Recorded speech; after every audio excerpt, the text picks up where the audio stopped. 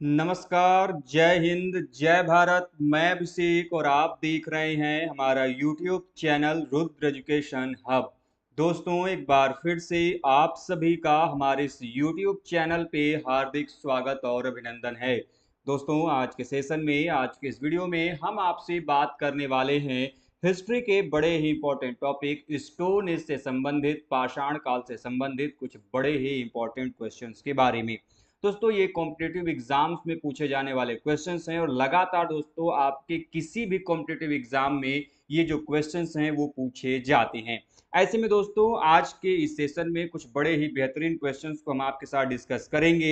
इसके पहले कि दोस्तों आज के सेशन की हम शुरुआत करें, जल्दी से आप सभी जुड़ जाइए और हमें बता दीजिए कि क्या अब तक हमारी आवाज और वीडियो क्वालिटी दोनों बेहतर रूप से पहुंच पा रही है या नहीं। जिसके पश्चात दोस्तों जो सेशन है उसे हम स्टार्ट करें। दोस्तों, हम सभी ने प्रीवियसली कई सारे अलग अलग वीडियोस के माध्यम से हिस्ट्री के अलग अलग टॉपिक पे जो क्वेश्चंस हैं उनको डिस्कस किया था और आज के इस सेशन में दोस्तों कुछ अन्य बड़े ही बेहतरीन क्वेश्चंस को यहाँ पे डिस्कस करने वाले हैं। तो जैसा कि दोस्तों आपके स्क्रीन पर यहाँ पे दोस्तों क्वेश्चंस दिखाई दे रहे होंगे। सबसे पहला क्वेश्चन दोस्तों आज का है यहाँ पर कि भारत के किस शिलाश्रय से सर्वाधिक चित्र प्राप्त हुए हैं। बात यहाँ पे किसकी कर रहा है? बात यहाँ पे रॉक शेल्टर्स की कर रहा है, जिसमें क्या पूछ रहा है, जिसमें आपके पेंटिंग की बात पूछ रहा है जहां से सबसे अधिक मात्रा में प्राप्त हुए हैं। ऑप्शंस क्या क्या हैं? ऑप्शन आपका घघरिया है, भीमबेटका है, लेखिया है एंड आदमगढ़ है। ये बड़े ही इंपॉर्टेंट आर्कियोलॉजिकल साइट हैं जो कि आपके एग्जाम में इन सभी पुरास्थलों से भी जो क्वेश्चंस हैं वो पूछे जाते हैं। ठीक है,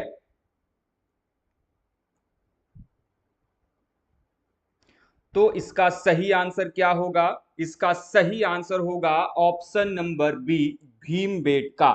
आप सभी ने भीमबेटका को देखा होगा, भीमबेटका के बारे में जानकारी होगी। भीमबेटका कहां पर है? तो भीमबेटका आपके मध्य प्रदेश का जो रायसेन डिस्ट्रिक्ट है वहां से प्राप्त ये बड़ा ही जबरदस्त पुरास्थल के रूप में जाना जाता है।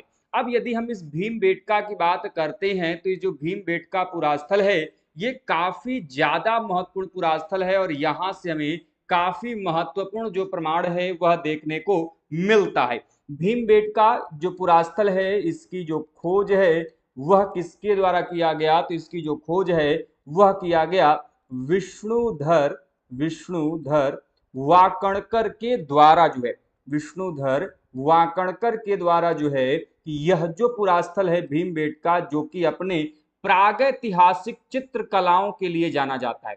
ये किसके लिए जाना जाता है? तो यहां से में जो प्री हिस्टोरिकल पेंटिंग है, ठीक है, भीमबेटका किसके लिए जाना जाता है? तो यहां से जो है हमें कि प्रागैतिहासिक काल के, किस काल के भैया? प्री हिस्टोरिक फेज के, प्रागैतिहासिक काल के जो चित्रकला है, ठीक है, जो पेंटिंग्स हैं वो यहां से देखने को मिलती हैं।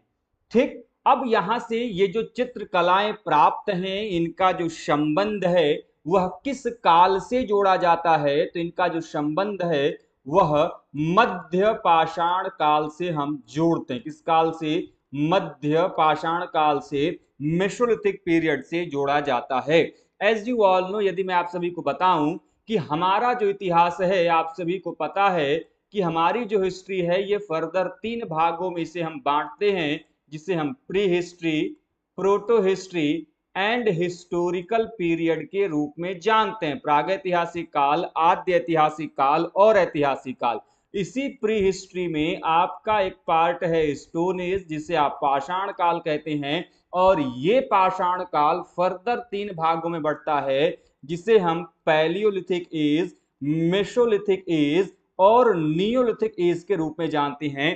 पूरा पाषाण काल, मध्य पाषाण काल और नव पाषाण काल के रूप में जानते हैं। तो ये जो आपका भीमबेटका से प्राप्त जो पेंटिंग्स हैं, जो चित्र हैं, जिनको मैंने कहा कि यहां से सर्वाधिक मात्रा में चित्र प्राप्त होते हैं, एक्चुअली में ये इसी मेसोलिथिक जो आपका मध्य पाषाण काल है उससे जोड़ा जाता है।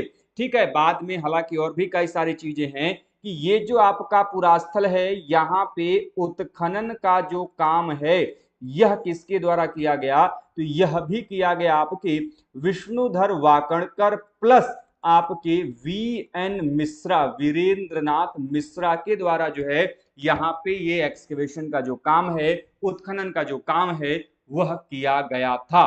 ठीक है, इंपॉर्टेंट पॉइंट्स है, आपको ध्यान में रखना चाहिए।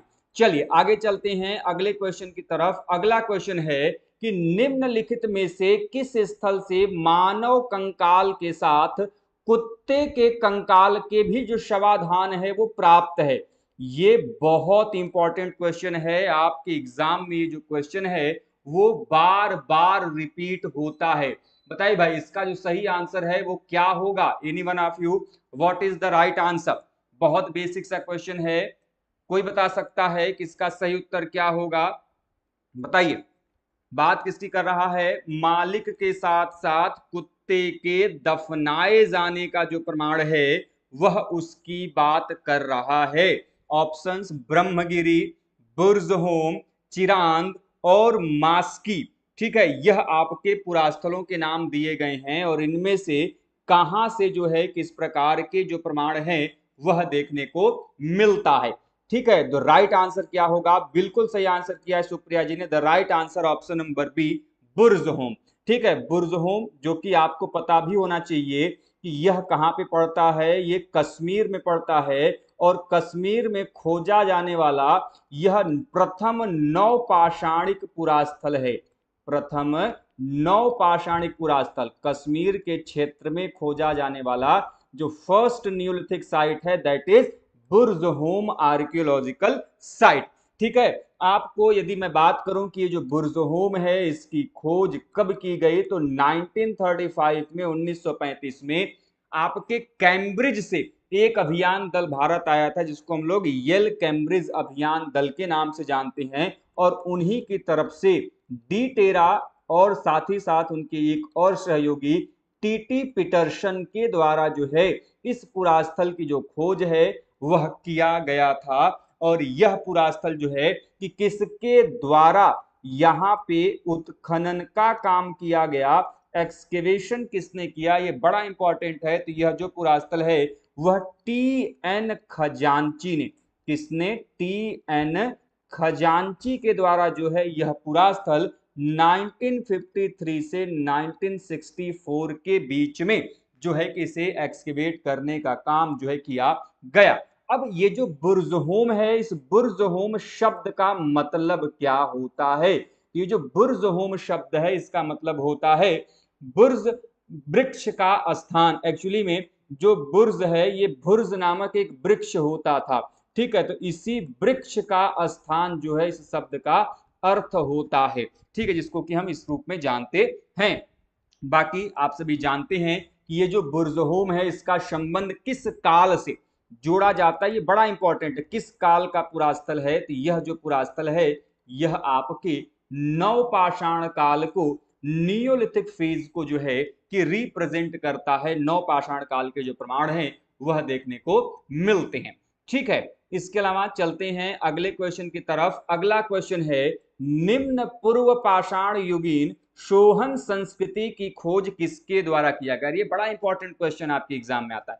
क्वेश्चन ये आता है कि ये जो सोहन संस्कृति, क्वेश्चन ध्यान सुनिएगा, कि ये जो सोहन संस्कृति है यह किस काल से संबंधित है? किस काल से इसको हम संबंधित रखते हैं? ठीक है, खैर इसका सही आंसर क्या होगा कि सोहन संस्कृति की खोज किसने की? Option D N. Wadia, V D. Krishnaswamy, R V. Joshi, de Terra और टी.टी. पैटरसन।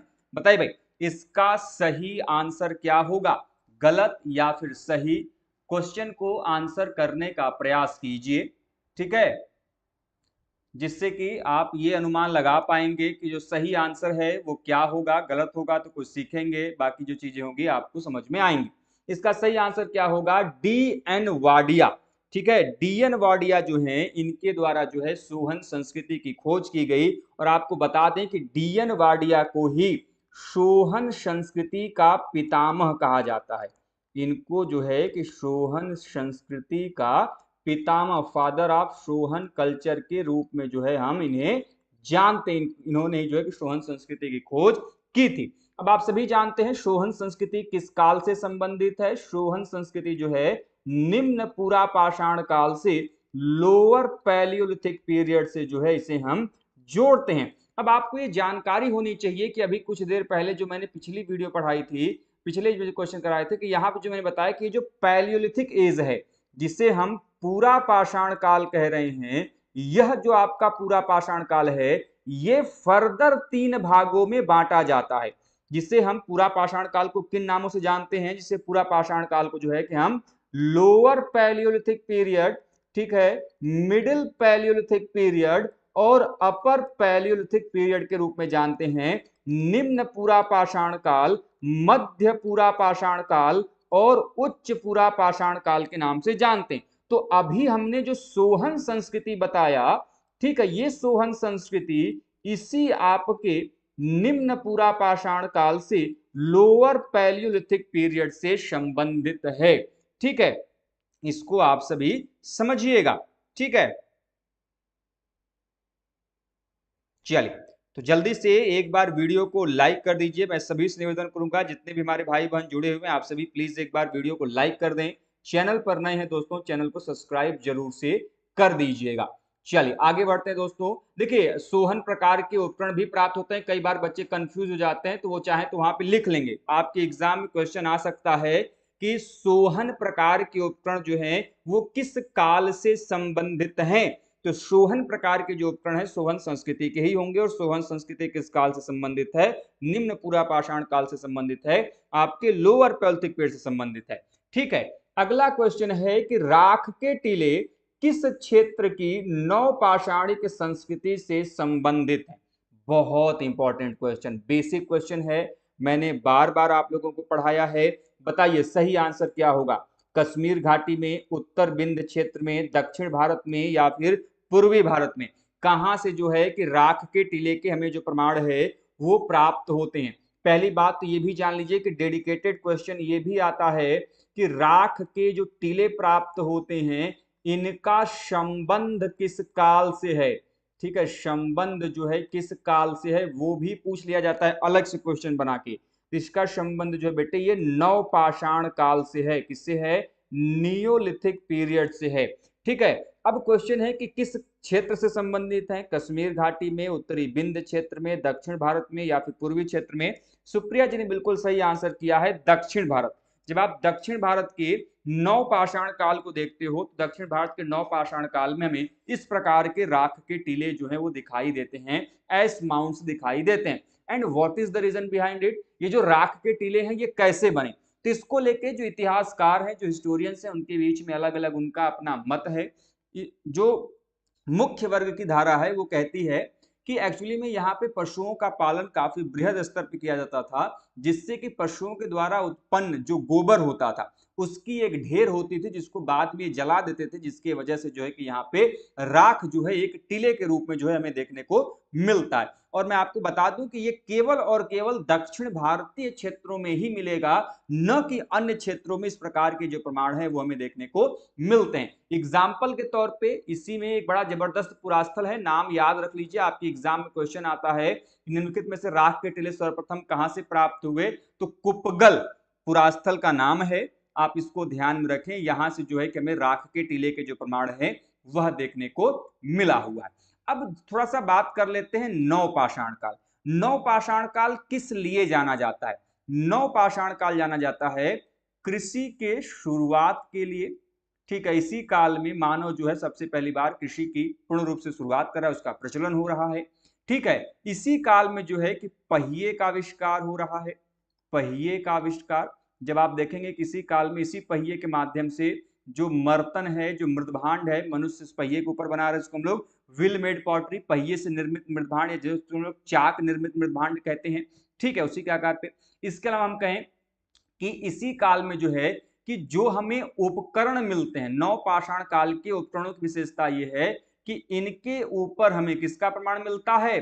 पॉलिश का जो प्रमाण है। अर्थात इनको पॉलिश किया गया है। इन उपकरणों के ऊपर एक विशेष प्रकार की जो चमक है नवपाषाण काल के उपकरणों के ऊपर, वो हमें यहां पर दिखाई देती है। और इसी नवपाषाण काल में जो मनुष्य है वह अब किसकी तरफ जा रहा है? मनुष्य जो है अब वह स्थायी जीवन की तरफ जा रहा है।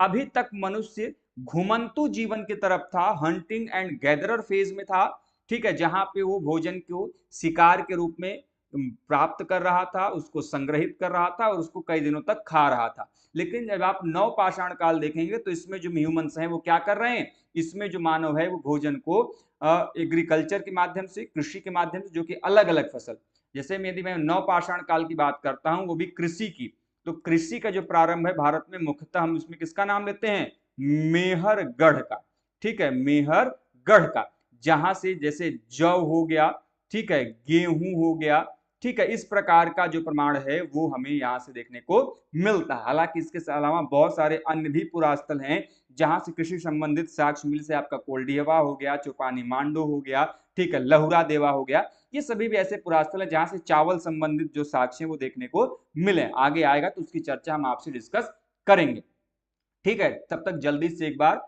वीडियो को लाइक कर दीजिए, चैनल पर नए हैं दोस्तों चैनल को सब्सक्राइब जरूर से कर दीजिएगा। अगला क्वेश्चन, ब्लेड और ब्यूरीन उद्योग संबंधित हैं। बहुत जबरदस्त क्वेश्चन है। ब्लेड और ब्यूरीन उद्योग, एक्चुअली में उद्योग यहाँ पे आप इसको उपकरण के रूप में भी समझ सकते हैं कि ब्लेड और ब्यूरीन जो उपकरण है ये किस काल से संबंधित है। ऑप्शन, निम्न पूर्व पाषाण काल, मध्य पूर्व पाषाण काल, उच्च पूर्व पाषाण काल या फिर मध्य पाषाण काल। Lower Palaeolithic period, middle Palaeolithic period, अपर पैलियोलिथिक पीरियड या फिर मेसोलिथिक पीरियड। बताएं भाई किस काल से जो है कि इन्हें हम जोड़ते हैं ब्लेड एंड ब्यूरीन को। Anyone of you, what is the right answer? बहुत इंपॉर्टेंट है। मैंने जो है कि एक तरफ आपके जो काल है उसको और दूसरी तरफ उन काल से संबंधित जो उपकरण है उनको मैंने आप लोगों को बताया था। आपके एग्जाम में ये क्वेश्चन लिटरली पूछे जाते हैं कि ये जो उपकरण है वो किस काल का है, ठीक है। तो मैं यहाँ पे आप लोगों को लिखवा दे रहा हूं जिससे कि आपको जो चीजें हैं वो समझ में आ जाएं, ठीक है। चलिए मैं फिलहाल यहीं से लिखवा देता हूं। ये आपको नाम तो दिए ही गए हैं, ठीक है, तो इनसे संबंधित मैं उपकरण के नाम लिखवा दे रहा हूं। ये आपके नाम लिखे गए हैं ना, तो इनके उपकरणों के जो नाम है यहाँ पे मैं लिखवा देता हूं। खैर इसका सही आंसर क्या होगा? ब्लेड और ब्यूरीन, ये आपके उच्च पूर्व पाषाण काल, जिसको हम लोग अपर पैलियोलिथिक कहते हैं, वहां से हमें जो प्रमाण है वो देखने को मिलता है, ठीक है। अब निम्न पूरा पाषाण काल के कौन कौन से उपकरण हैं तो नाम लिखते जाइए भैया। जैसे चॉपर हो गया, ठीक है, चॉपिंग हो गया, चॉपर हो गया, चॉपिंग हो गया, ठीक है। इसके अलावा इसको जिसे हम लोग हस्त कुठार कहते हैं, जिसे आप हैंडक्स कहते हो, ठीक है। इसके अलावा विदारिणी, जिसे आप क्लीवर कहते हो, ठीक है, उसके प्रमाण मिलते हैं, ठीक है। इसके अलावा एस्यूलियन उपकरण, ये भी आपके इसी काल के हैं, ठीक है। इसके अलावा ओल्डवान उपकरण, ओल्डवान उपकरण, ठीक है। इसके अलावा एबे बिलियन उपकरण, एबे बिलियन उपकरण, ये भी आपके इसी काल के हैं, ठीक है। इसके अलावा सोहन उपकरण, सोहन उपकरण, ये भी आपके निम्न पूर्व पाषाण काल के हैं, ठीक है। अभी तक तो मुझे इतना ही ध्यान में, इतना लिख लीजिए, इससे ज्यादा क्वेश्चंस आपके एग्जाम में नहीं पूछेगा। मध्य पूर्व पाषाण काल की बात करते हैं तो इसका जो सबसे महत्वपूर्ण उपकरण है वो है आपका स्क्रैपर, जहां से क्वेश्चन आपके एग्जाम में बनता है। आपके उच्च पूर्व पाषाण काल की बात करते हैं जो कि यहाँ पे क्वेश्चन आपसे पूछा भी गया है, पहला ब्लेड और दूसरा ब्यूरीन, ठीक है। मध्य पूर्व पाषाण काल में जो आता है वो है आपका लघु पाषाण उपकरण, लघु पाषाण उपकरण। अब ये भी लघु पाषाण उपकरण भी दो प्रकार के होते हैं, एक ज्यामितीय जिसे आप क्या बोलते हैं? जियोमेट्रिक, जियोमेट्रिक आपके जो टूल्स हैं, ठीक है, और दूसरे अज्यामितीय, अज्यामितीय अर्थात नॉन जियोमेट्रिक, नॉन जियोमेट्रिक जो आपके टूल्स होते हैं। अभी मैं कभी टूल्स का क्लासिफिकेशन वाला क्लास लूंगा तो वहां पे बताऊंगा। इसके अलावा मध्य पाषाण काल हो गया। मध्य पाषाण काल के बाद एक और काल आता है नव पाषाण काल।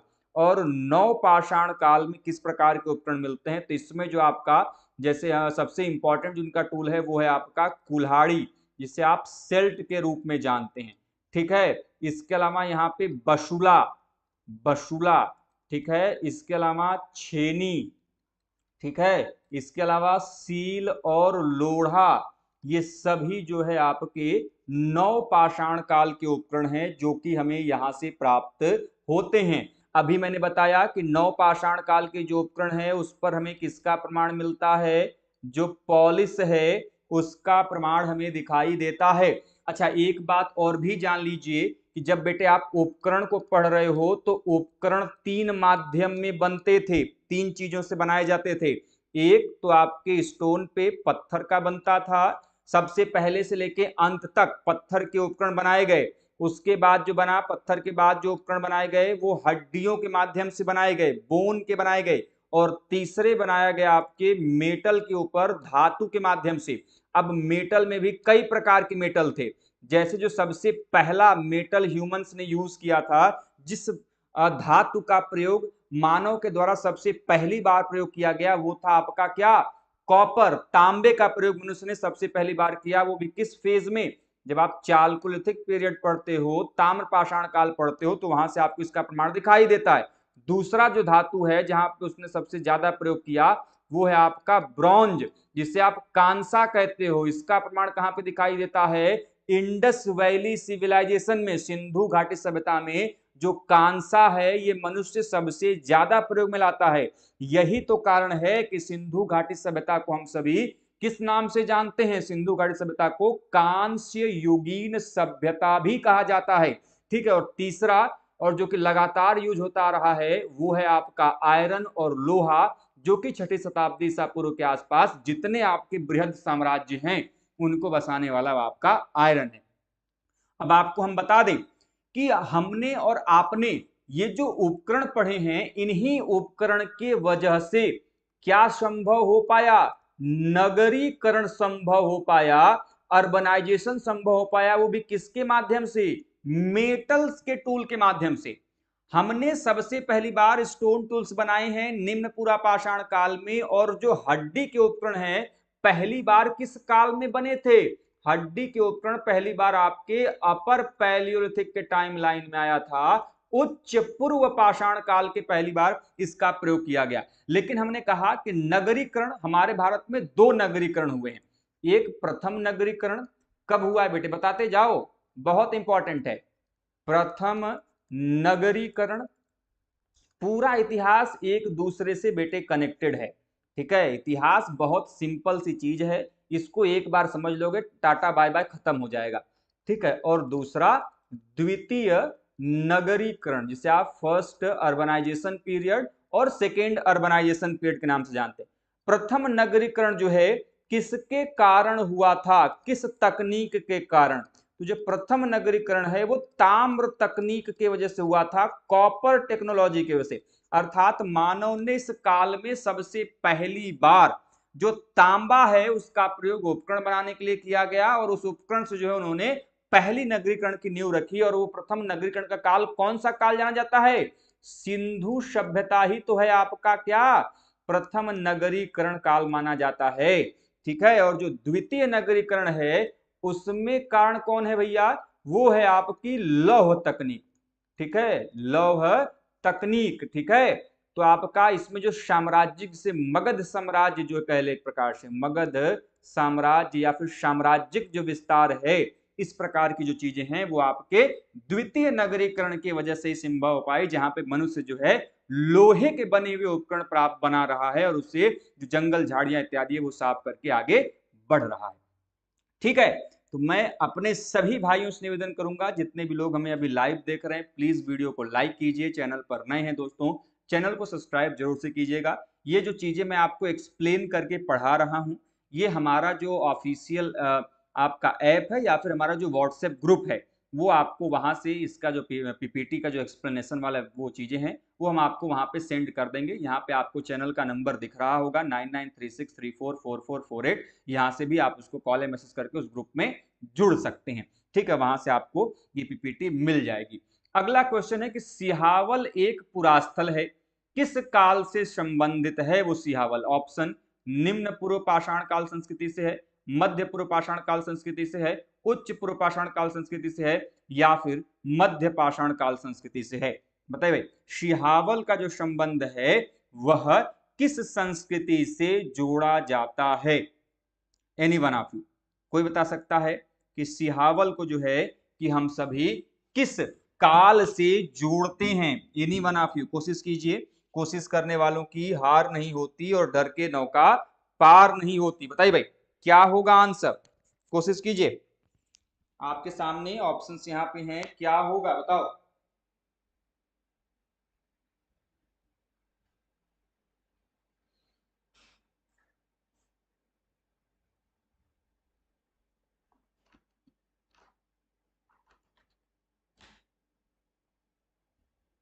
चलिए देखिए, सिहावल, पटपरा आप लोगों ने पढ़ा होगा।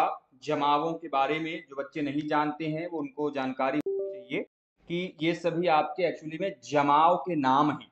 ठीक है, ये क्या है? जमाव के नाम हैं, और उन्हीं से पूछ रहा है कि ये आपके किस काल से संबंधित हैं।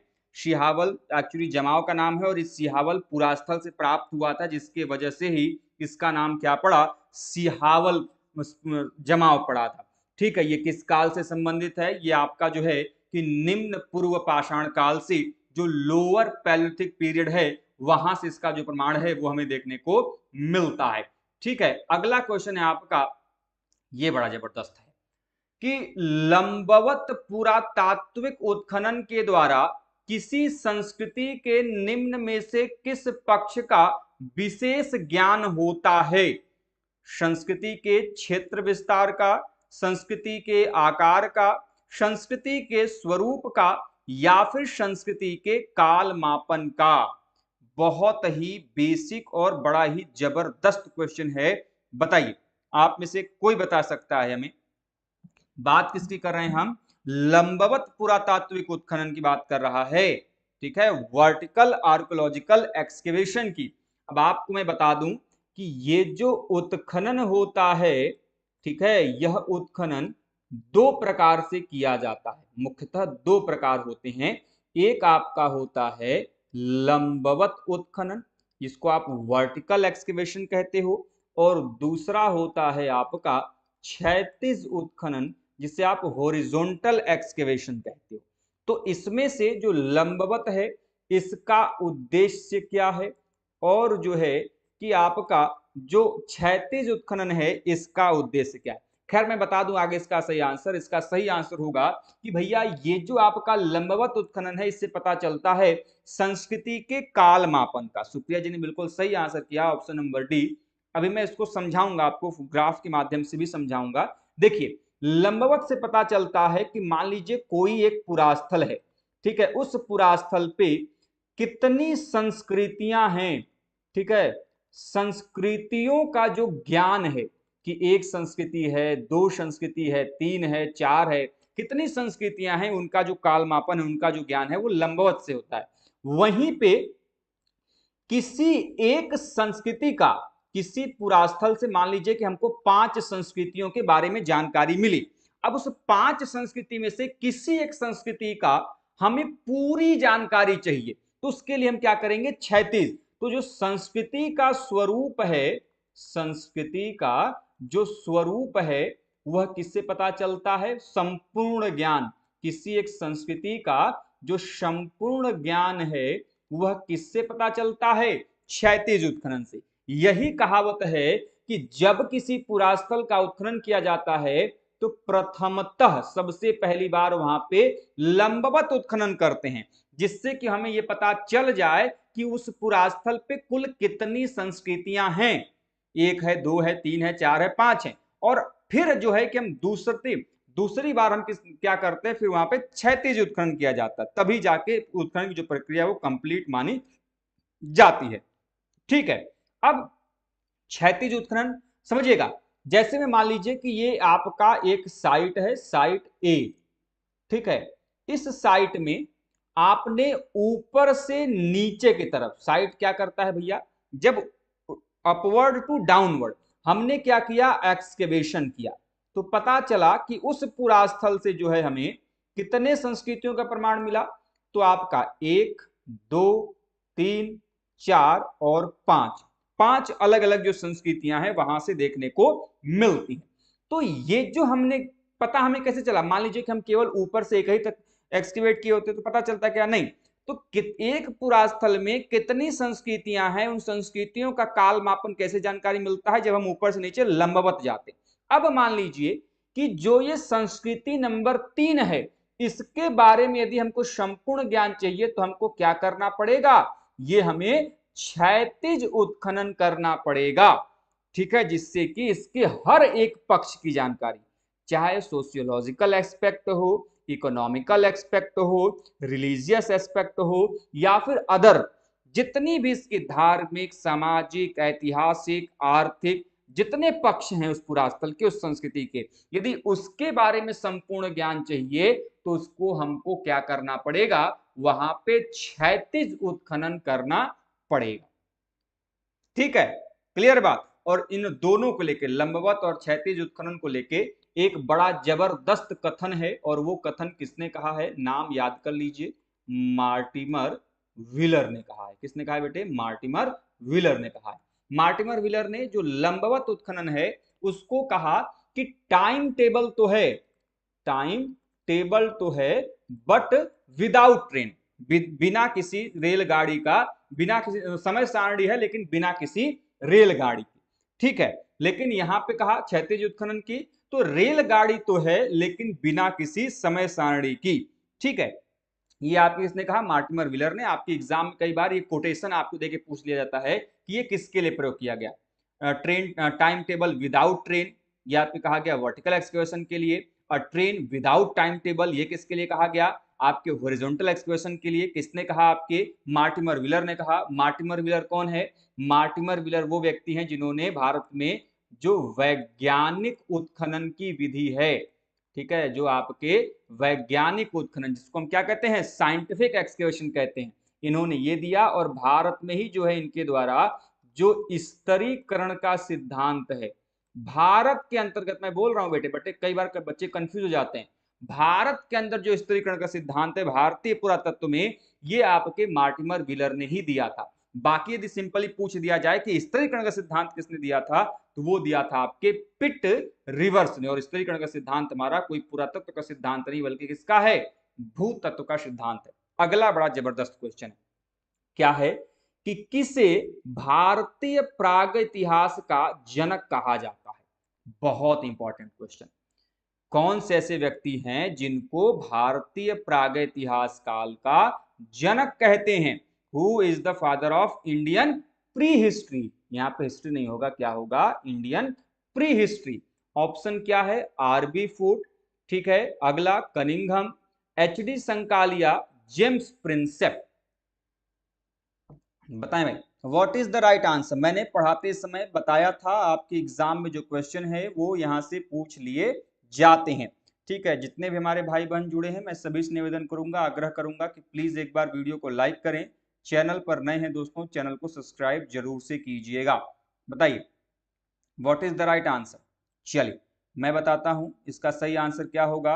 बिल्कुल सही आंसर होगा ऑप्शन नंबर ए। इनका आरबी फूट का पूरा नाम है रॉबर्ट ब्रूस फूट। क्या नाम है, रॉबर्ट ब्रूस फूट। अब क्वेश्चन है कि आखिर रॉबर्ट ब्रूस फूट को क्यों कहा जाता है, ठीक है। तो आरबी फूट ने जो है कि 1863 में 1863 में एक पुरास्थल है जिसका नाम क्या है, पल्लवरम। आप सभी हमें कमेंट बॉक्स के माध्यम से बताएंगे, जितने बच्चे देख रहे हैं उनको ये कमेंट बॉक्स के माध्यम से बताना कि पल्लवरम पुरास्थल है कहां पे। तो पल्लवरम से जो है इन भाई साहब ने, आरबी फूट ने क्या किया था कि प्रथम पूरा पाषाणिक उपकरण जो है इन्होंने प्राप्त किया था, ठीक है, खोजा था। The first Palaeolithic tool is discovered by Robert Bruce Foote. और यह प्रथम पूरा पाषाणिक उपकरण जो है उसका नाम क्या है, उसे हम क्लीवर या फिर कहते हैं विदारिणी कहते हैं, जो कि वहां से उनको लेटेराइट का जमाव से जो है कि प्राप्त हुआ था, ठीक है। बाकी यहाँ पे एलेक्जेंडर कनिंघम का नाम दिया गया है, इनको जो है कि हम भारतीय पुरातत्व का जनक कहते हैं। भारतीय पुरातत्व का जनक कहा जाता है, फादर ऑफ इंडियन आर्कियोलॉजी के रूप में भी हम इन्हें जानते हैं। जेम्स प्रिंसेप, ये भी बड़े इंपॉर्टेंट हैं आपके लिए। क्यों भाई साहब? क्योंकि जेम्स प्रिंसेप को जो है इन्होंने क्या किया था कि जो ब्राह्मी लिपि है, ब्राह्मी लिपि को सर्वप्रथम किसने पढ़ा था? तो सर्वप्रथम जो पढ़ा था यह आपके जेम्स प्रिंसेप ने ही पढ़ा था। कब? तो 1834 से 1837 के दौरान। यदि आपके एग्जाम में क्वेश्चन आए कि जेम्स प्रिंसेप को ब्राह्मी लिपि पढ़ने में सफलता कब प्राप्त हुई, तो 1837 में प्राप्त हुई। इन्होंने जो अशोक काल की ब्राह्मी थी उसको इन्होंने पढ़ा था, जो अशोक के अभिलेखों में लिखित थी। ठीक है, चलिए आगे बढ़ते हैं अगले क्वेश्चन की तरफ। जब तब तक जल्दी से एक बार वीडियो को लाइक कर दीजिए, चैनल पर नए हैं दोस्तों चैनल को सब्सक्राइब जरूर से कर दीजिएगा। अगला क्वेश्चन है कि अधोलिखित संस्कृतियों में कौन पाषाण युगीन संस्कृति नहीं है? 4 संस्कृतियां यहां पे दी गई हैं, इनमें से पूछ रहा है कि कौन सी स्टोन एज की कल्चर नहीं है? सोहन संस्कृति, सोथी संस्कृति, मद्रासियन संस्कृति या फिर विंध्यन संस्कृति। ठीक है, देखिए पहली बात तो ये जान लीजिए कि इस बेटे संस्कृति शब्द अलग है और जो है कि सभ्यता शब्द अलग है। Both are different. इस संस्कृति को हम सभी कल्चर के नाम से जानते हैं, वेयर एज जो ये आपका सभ्यता है इसे हम सिविलाइजेशन कहते हैं। ठीक है, इसका सही आंसर क्या होगा? कौन सी संस्कृति जो है कि आपका इसका भाग नहीं है? तो बिल्कुल नाम से स्पष्ट है, विंध्यन संस्कृति। विंध्यन संस्कृति आपका भैया कोई संस्कृति है नहीं। ठीक है, देखिए अब समझिए कि what is the difference between culture and the civilisation. जैसे मैं बात कहूं तो वैदिक सभ्यता नहीं होता है, वैदिक संस्कृति होती है। सिंधु संस्कृति नहीं हो, सिंधु सभ्यता है। तो इन दोनों के बीच में अंतर क्या है? सभ्यता और संस्कृति के बीच में क्या अंतर है? तो जो संस्कृति है ये वो होता है जिसका जो परिवेश है वो क्या होता है? ग्रामीण होता है। ठीक है, जो जीवन स्तर है, जो जीवन स्तर है वह निम्न होता है। जो नगरीय विकास है, वह जो नगरीय विकास है यह क्या होता है? एकदम न्यून, न के बराबर होता है। वहीं पे जो सभ्यता होती है वह किसको प्रदर्शित करती है? अर्बनाइजेशन को, शहरीकरण को बताती है। जो जीवन है वो उच्च स्तर को, हाई क्लास सोसाइटी को दर्शाता है, और जो नगरीय जीवन है वो पूर्ण रूप से जो है कि विकसित अवस्था में दिखाई देता है। जैसे आप वैदिक कालीन चीजों को देखेंगे तो उस काल के जो मानव है वो आपके घास फूस इत्यादि ऐसी मान्यता है कि उनकी झोपड़ियां हैं, बाकी चीजों में निवास करते हैं। लेकिन जब आप वैदिक सभ्यता, सॉरी, जब आप सिंधु सभ्यता को देखिए तो कितने बड़े बड़े नगर, चाहे वो मोहिंजोदाड़ो हो, हड़प्पा हो, कालीबंगा हो, लोथल हो, जितने पुरास्थल हैं, कितने बड़े बड़े उनके घर हैं, मकान हैं, 2 मंजिला इमारत है, आपका स्नानागार है, अन्नागार है, अग्नि वेदिकाएं हैं, बहुत बड़ी बड़ी चीजें वहां पे देखने को मिलती हैं। उनका जीवन स्तर भी ऊंचे स्तर का है, उनका जीवन शहरीकरण वाला है। तो ये सभी चीजें जो है आपको सभ्यता के अंतर्गत, सिविलाइजेशन के अंतर्गत दिखाई देंगी।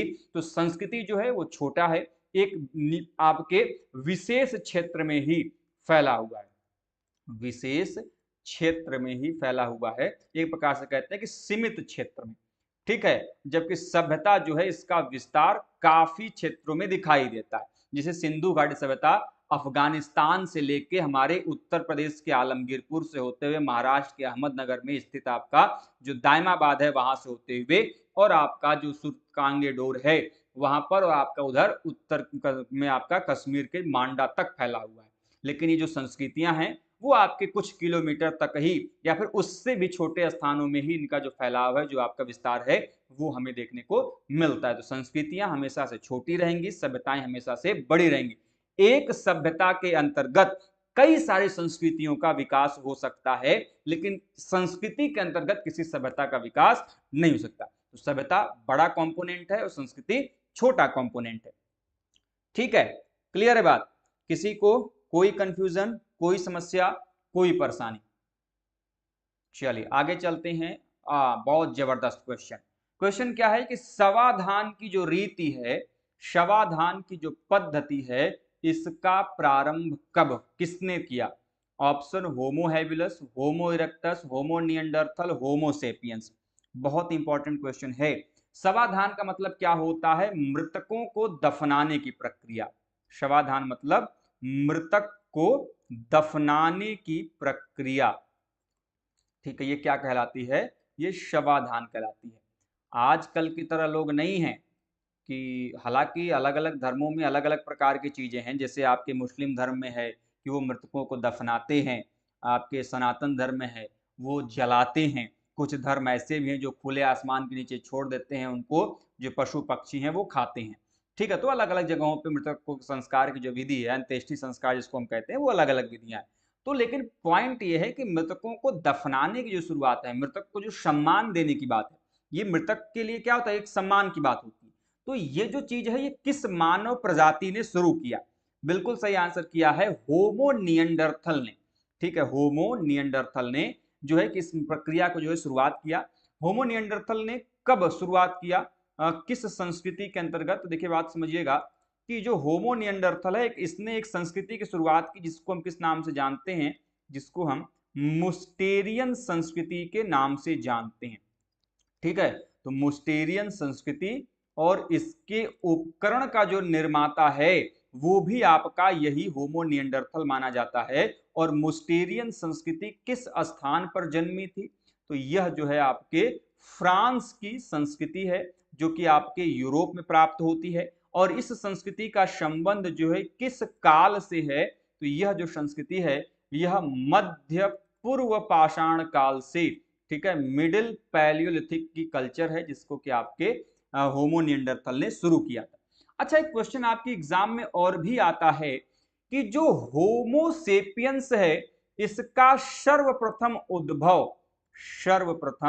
जो उद्भव है, यह किस काल में हुआ? बड़ा जबरदस्त क्वेश्चन है। बताओ भाई, सर्वप्रथम उद्भव जो है यह किस काल में हुआ? यह क्वेश्चन आपके एग्जाम में आता है। तो जैसे मानव के इतिहास की शुरुआत कहां से हो रही है? लोअर पैलियोलिथिक से हो रही है। मानव का इतिहास निम्न पूरा पाषाण काल से शुरू हो रहा है। वैसे ही जो आधुनिक होमो सेपियंस को हम आधुनिक मानव की कैटेगरी में रखते हैं। तो होमो सेपियंस जो है आपके किस काल में आता है? तो ये आता है उच्च पूरा पाषाण काल में। किसमें? जो आपका अपर पैलियोलिथिक पीरियड है, उच्च पूरा पाषाण काल है, उसके अंतर्गत इसका विकास जो, उसका जो उद्भव है वो हमें देखने को मिलता है। ठीक है, इसके अलावा होमो हैबिलस, इसको हम मानते हैं कि प्रथम उपकरण निर्माता मानते हैं। इसको प्रथम उपकरण निर्माता, आपके एग्जाम में क्वेश्चन आता है कि वह मनुष्य जिसने सबसे पहली बार उपकरण बनाया, या फिर इसी को हम जो है क्या मानते हैं? कारीगर मानव भी इसी को कहा जाता है। ठीक है, इसके अलावा होमो इरेक्टस की बात करते हैं तो प्रथम मानव माना जाता है, ऐसा प्रथम मानव जिसने पैरों पे चलना शुरू किया, सीधा होकर पैर पर चलना शुरू किया, स्टैंडिंग पोजीशन में दो पैरों से। ठीक है, इसीलिए इसका नाम क्या पड़ा? होमो इरेक्टस पड़ा था। ठीक है, हालांकि मैं आर्कियोलॉजी में उतना नहीं जा रहा हूं, नहीं तो मैं यदि आर्कियोलॉजी के पॉइंट ऑफ व्यू से और जाता, मैं कनेक्ट कर रहा हूं यहां से, लेकिन मैं और ज्यादा यदि मैं डीप जाऊं तो मैं हर एक टॉपिक पे, अभी होमो हैबिलस, होमो इरेक्टस, होमो निएंडरथल, होमो सेपियंस पे, एक एक टॉपिक पे आपका 3-3 से 4-4 क्लास लग सकता है। ठीक है, हर एक पुरास्थल कहां कहां से इसके जो प्रमाण है वो प्राप्त हुए, अपने आप में बड़े जबरदस्त है। लीजिए, ये बड़ा इंपॉर्टेंट है, ये क्वेश्चन आपके एग्जाम में कई बार रिपीट हुआ है। होमो इरेक्टस का एक कपाल, स्कल, निम्न में से किस स्थल से प्राप्त हुआ है? ऑप्शन नर्मदा घाटी में हथनौरा से, नर्मदा घाटी में होशंगाबाद से, सोन घाटी में बाघोर से, या फिर बेलन घाटी में। बताइए भाई, यह जो प्रमाण है वह कहां से प्राप्त हुआ है? इसका सही आंसर क्या होगा? बताइए भाई, और भी लोग कोशिश करें, कोशिश करने वालों की हार नहीं होती, डर के नौका पार नहीं होती। तो भैया कोशिश तो करते रहना है। ठीक है, बताओ क्या होगा? इसका सही आंसर होगा ऑप्शन नंबर ए, नर्मदा घाटी में जो हथनौरा पुरास्थल है। ठीक है, उस हथनौरा से एक विद्वान का नाम याद रखिए, आपके एग्जाम में जो क्वेश्चन है वो बनता है। अरुण सोनाकिया, ठीक है, अरुण सोनाकिया।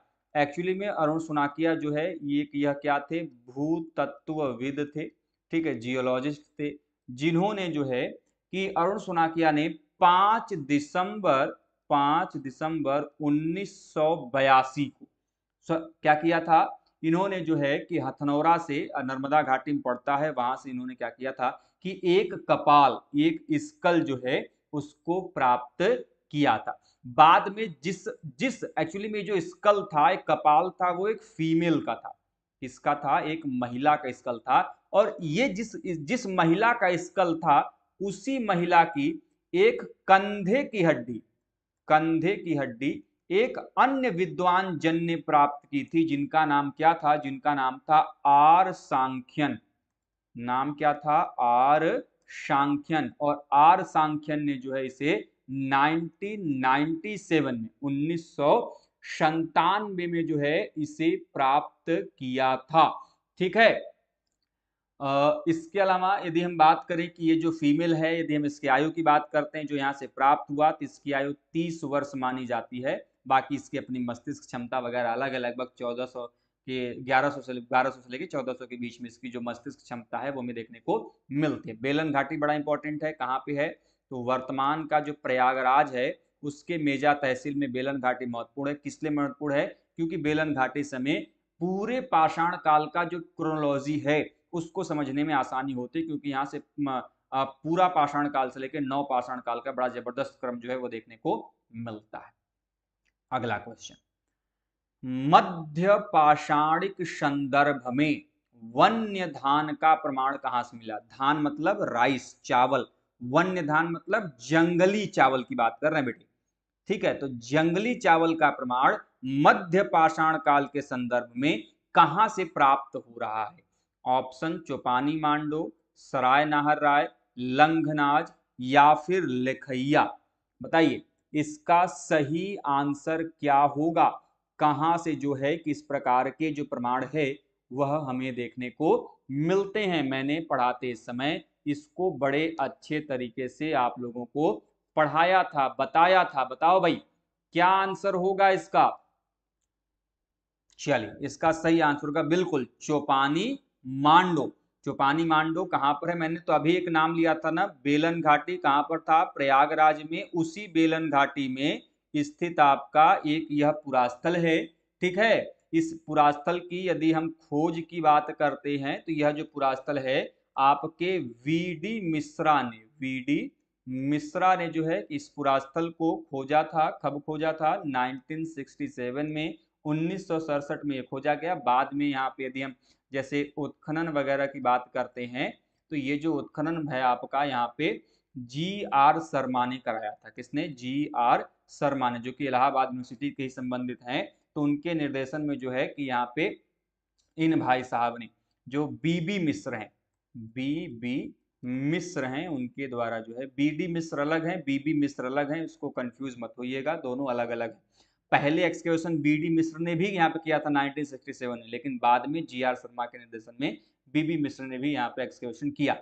देखिए एक्चुअली में चौपानी मांडो एक और चीज के लिए जाना जाता है, आप अपने एग्जाम के लिए उस चीज को जरूर ध्यान में रखें जो बच्चे तैयारी कर रहे हैं, कि यहां से में मधुमक्खी के छत्ते के आकार का, मधुमक्खी के छत्ते के आकार की जो झोपड़ी है, ठीक है, उसका प्रमाण यहां से मिलता है। और इसके लिए ये क्वेश्चन आपके एग्जाम में कई बार रिपीट होता है, ठीक है। तो मधुमक्खी के झोपड़ी के छत्ते के आकार का जो आपका प्रमाण है झोपड़ियों के, वो यहां से देखने को मिलते हैं, ठीक है। चलिए आज के इस सेशन के अंतिम प्रश्न की तरफ चलते हैं। क्वेश्चन क्या है, अंतिम प्रश्न की, संघाओ गुफा पुरास्थल किस काल से संबंधित है। संघाओ बहुत इंपॉर्टेंट पुरास्थल है, आप सभी जानते हैं। कहां पर स्थित है ये आपको कमेंट बॉक्स के माध्यम से बताना। किस काल से संबंधित है, निम्न पूरा पाषाण काल, मध्य पूरा पाषाण काल, नव पाषाण काल या फिर ताम्र पाषाण काल। बताइए भाई इसका सही आंसर क्या होगा। बात किसकी की जा रही है? शंघाओ गुफा की जा रही है। ठीक है, किस काल से संबंधित है यह आपको बताना है। काफी ज्यादा महत्वपूर्ण है, आपके एग्जाम में जो क्वेश्चन है वो यहां से पूछ लिए जाते हैं। बताओ भाई, what is the right answer? संघाओ की बात हम यहाँ पे कर रहे हैं। बताओ भैया, इसका सही आंसर क्या होगा? किस काल से संबंधित है आपका ये शंघाओ गुफा? पाकिस्तान में है। ठीक है, आपका यह जो आपके मिडिल पैलिथिक, आपके मध्य पूरा पाषाण काल में संबंधित है। ठीक है, कहां पर है भैया? ये हमारा बड़ा ही प्रिय और शांति प्रिय देश, ठीक है, जहां से कोई दिक्कत भारत को नहीं होती है। 1947 से 2024 तक का पूरा समय बीत गया और ये शांति दूतों के माध्यम से लगातार क्या कर रहे हैं? ठीक है, ये जो है कि लगातार काम कर रहे हैं भारत में शांति स्थापित करने का। पाकिस्तान से अच्छा फ्रेंड नेचर वाला, फ्रेंडशिप नेचर वाला कोई देश दुनिया में है ही नहीं। हर समय अलग अलग अपने शांति दूतों के माध्यम से भारत में शांति स्थापित करने का प्रयास करते हैं, लेकिन हमारे भारतीय मीडिया को, भारतीय लोगों को समझ में नहीं आता। ऐसे महान देश को नमन है। उम्मीद करते हैं आने वाले समय में ये चीज़ों को समझेंगे। खैर, तो फिलहाल आज के लिए बस इतना ही। उम्मीद करते हैं कि आज के सेशन में आप लोगों को काफ़ी अच्छी जानकारी मिली होगी। कल की सेशन में इसके आगे के जो प्रश्न हैं, अभी और भी कई सारे क्वेश्चन हैं जिनको हम लोग अलग अलग सेशन के माध्यम से कंटिन्यू रखेंगे और हिस्ट्री के हर एक पॉइंट से, हर एक टॉपिक से जो है क्वेश्चन हम आपके साथ डिस्कस करेंगे। चाहे वो एंसेंट हिस्ट्री हो, चाहे मेडिवल हिस्ट्री हो, या फिर आपका मॉडर्न हिस्ट्री हो, या फिर बिहार का इतिहास हो। इन सभी चीज़ों को हम जब डिस्कस करेंगे, थ्योरी के माध्यम से भी डिस्कस करेंगे और हम एमसीक्यू के माध्यम से भी डिस्कस करेंगे। ठीक है, तो दोनों फॉर्मेट में हमारी क्लासेस होंगी। तो जल्दी से इन चीज़ों को जुड़िए, अच्छे से अच्छे पॉइंट्स को डिस्कस करने का प्रयास कीजिए। जितने संख्या में लोग जुड़ेंगे, बाकी अन्य लोगों के साथ शेयर कीजिए, तो आनंद और आएगा और हम आप लोगों की लगातार ऐसी जो चीज़ सीरीज है वो कंटिन्यू रखेंगे। तो फिलहाल के दोस्तों, आज के लिए बस इतना ही। मिलते हैं नेक्स्ट क्लास में, तब तक के लिए आप स्वस्थ रहें, मस्त रहें। जय हिंद, जय भारत, हर हर महादेव।